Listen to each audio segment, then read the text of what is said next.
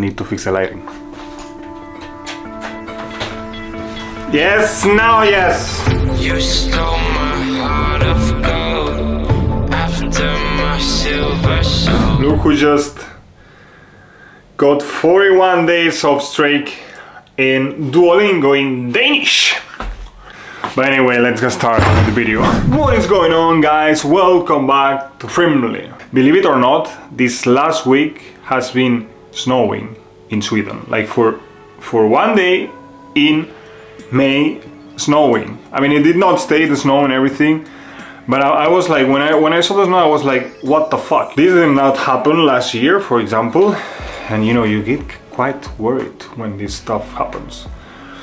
Yeah, like I guess the climate change doesn't exist or something. I mean, obviously it does exist, but with stuff like this, it doesn't seem like, you know. Anyway, in today's video, I want to talk about 4 important and 4 different skills that I realized and that I kind of like picked up or selected that are right now in 2024 and probably also in 2025 are gonna be of extremely important, super important, because they are super high paying skills. And the first one is one that I've been doing for so much time, so many years, and that is coding. Obviously, there's a lot of languages that you can learn on coding: Python, C++, JavaScript. I mean, when it comes to the front end and back end, right? The previous ones being back end, and when it comes to the front, the JavaScript, CSS, some JavaScript frameworks such as Angular, or that is most of the time in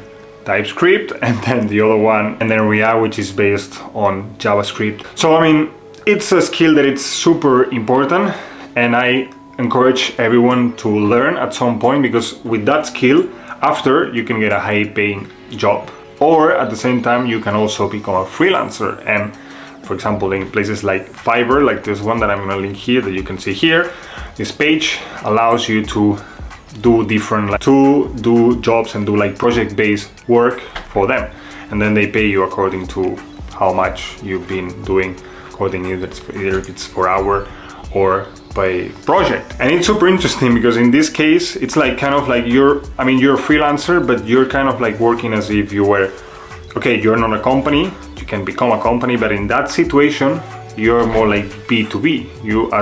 You're providing your services, you're providing your hours, you're providing your work for this person or this company that needs your help. And in that way, you can work for wherever you want. So it's a super interesting. I mean, obviously, then it comes to becoming and being an agency, but in this case of being a freelancer, the possibility of being able to work from wherever you want, that's definitely super interesting and a good way to explore. Obviously, when it comes to the skill of coding, it's also important to include it together with another skill, such as, for example, if you like mechanics and you want to work in a company, or you want to create your own business on mechanics, like let's say, like for example, a company that does cars or trucks or buses, stuff like that. So then in that case, it will be good to combine both the skill of coding, like with Python or with C or with another type of coding language, together with this other skill.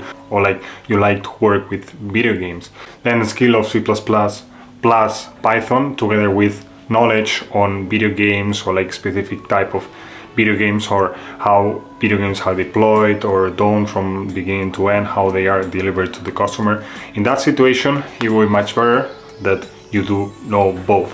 So the second skill is a skill that is related, it's less technical, much less technical, but it still has some technical background, or it has some technical stuff that you need to know, and that is video editing. So you can actually make a lot of money editing videos for other people, or just like for yourself, such as, for example, if you have a YouTube channel, you have to edit all the videos. But then in that sense, you can also use that skill for editing video for a company, for a YouTuber, like a big YouTuber, or for other reasons, for like a side project, or like a project for a specific company, or on Fiverr, as I said, because that's like doing freelancing. But in that case, this skill is increasingly becoming super high on demand. And because of that, also together with the shorts and the reels and the YouTube shorts, and this skill has become so much in demand, and it's a high income skill. So definitely having the skill as a more like creative one, because obviously you need, if you do also, you create the videos and then you edit them, and not just editing, you're also adding this creativity part and not just the technical part when it comes to if you're coding and then also editing video. Then the third one is marketing, because marketing, like the skill of marketing, it's also important in some sense, or like we're going to talk about another one later on, but being able to market something, even yourself, for example, like in dating apps, to put correctly your pictures, or like to, in case you're creating or like you're like into e-commerce and then you need to create your own shop where you need to put all the pictures and do all the different titles, and or even if you're creating an agency where you need to schedule everything and put everything on the website, or even if you're creating an application, you need to do the design, the UX and the UI, that is the user interface. And most of the people use Figma, for example, but you need to figure out where everything goes in the screen of the computer or of the phone. And that skill, it's more a creative skill instead of like a deep technical skill such as coding, like algorithms or data structures, for example. So definitely having this skill on hand, it's important.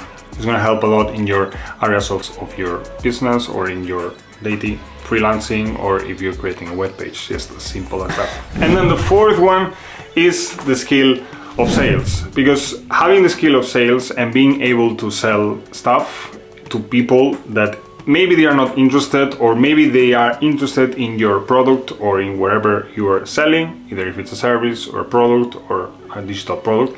In that case, having this skill on hand, it's important, because, or it's even important when it comes to dating. Like when you date someone for like the first date, you're selling yourself as the ideal partner and the future partner for having kids and having a family and stuff like that.